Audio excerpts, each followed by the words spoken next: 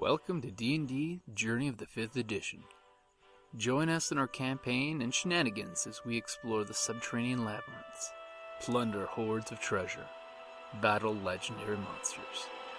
This podcast will be following our gaming group and the adventures of these characters, as well as a few guests from time to time. Join us as we start a new campaign and our journey to experience the best, and maybe the worst, in the 5th edition of Dungeons & Dragons.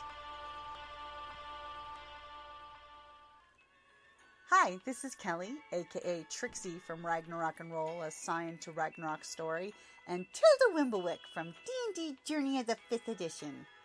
First off, I would just like to say thank you to everyone for listening to our varied adventures, as well as for rating us on iTunes and RPGpodcast.com. If you haven't rated us yet, we would greatly appreciate it if you could. And if you're looking for more ways to support our efforts, we are now on Patreon, a great site where you can help us continue making more podcasts, as well as some special surprises for our patrons. If you can, please look us up at www.patreon.com/cppn. Every little bit helps. And again, thank you for listening. Hey guys, Jim and Kelly from Creative Play and Podcast Network. I kind of was losing my mind there which one we're doing. So, August the 12th. Do you know what today's day is? No. It's friendship. Friendship. Aww. Well, I'm going to have to bring up my Twi'lek smuggler pilot, Ovasu Sawa. When she rescued and repaired Reggie, or Rage 8, astromech droid. They became friends. You turned a psychopath robot that was going to kill you all at the first chance he had into an ally. Now, so he's my own personal psychopath. Yeah, because he was nuts, and I had it written down as his character that the first chance he gets, he was opening airlocks. Now that he was free from those jerk bounty hunters that kept shooting him, he was going to kill any organic who started shit with him. Except for me, I guess, because I'm like, oh, I felt so sorry for this poor little robot who was just being tortured, so I had to make him better. Just because they tied a, bullseye on him and were shooting him for target practice all the time. Poor guy. I basically based him on Vincent's friend in Black Hole. Oh, yeah. The beat-up one. Yeah, and when I took off that restraining bolt. But she made a friend that day. Yeah. I rolled really well on my mechanics. You rolled really, really well. So basically what you're saying is never be afraid to use the power of friendship with NPCs in the game. Exactly. You'd be surprised. Because you never know what'll happen. And not just for bards. True. It's not just for bards anymore. So for friendship, I'm going to throw out there the player-on-player aspect of friendship.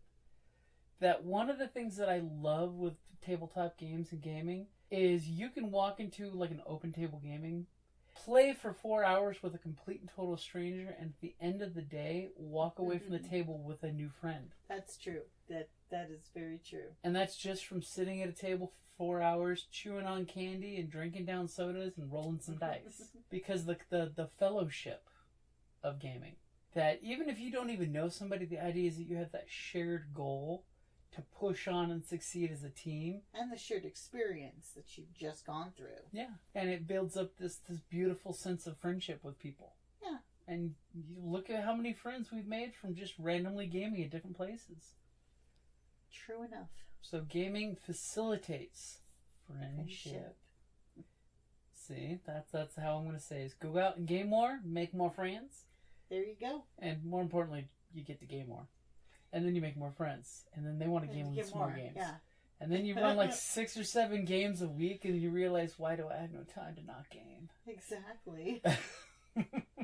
But don't be afraid to game in public and make some new friends. So, do you have anything else for friendship?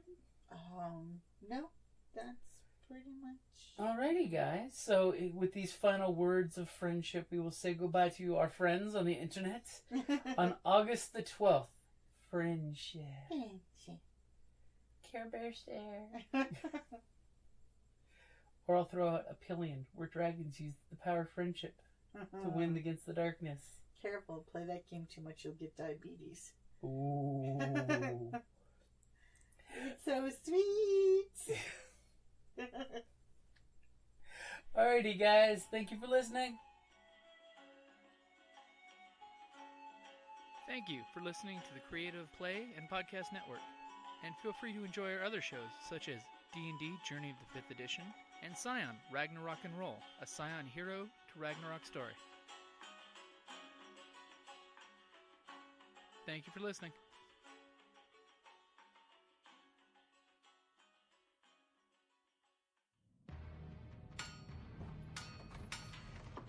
Down in the depths of the mountain, we dwarves spend our time forging powerful weapons, mining precious gems and metals, and feasting like kings.